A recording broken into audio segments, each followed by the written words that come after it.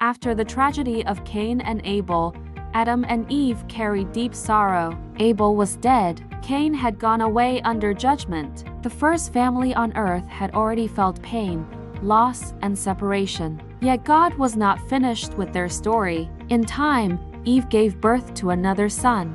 She named him Seth, which means appointed or granted. Eve said, "God has appointed me another offspring instead of Abel, since Cain killed him." Seth was not a replacement for Abel in love, but he was part of God's continuing plan. Through Seth, a new line would begin, a line that would seek God. Seth grew, and he also had a son. He named him Enosh. The Bible makes a powerful statement. At that time, people began to call on the name of the Lord. This short sentence carries deep meaning.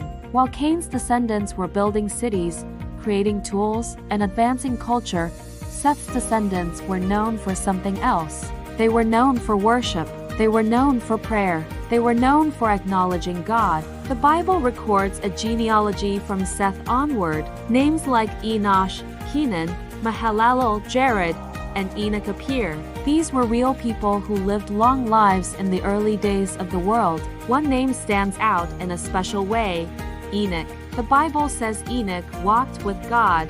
He lived in close fellowship with the Lord. His life pleased God so much that he did not experience death. God took him.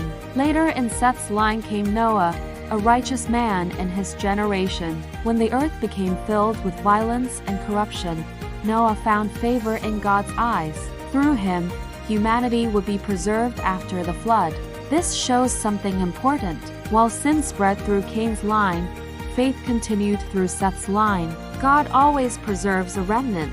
He always keeps a people who honor him. Seth's line teaches us that even after failure and heartbreak, God continues his purpose. Abel was gone, but worship did not disappear. Evil increased, but faith did not die. God's plan moved quietly through families who chose to call on his name. Moral lessons for children. Even when something sad happens, God can bring new hope. Your family can choose to follow God. Calling on God means praying and trusting him daily. You can grow up to be someone who walks closely with God, like Enoch. God always keeps his good plans moving forward. Moral lessons for adults.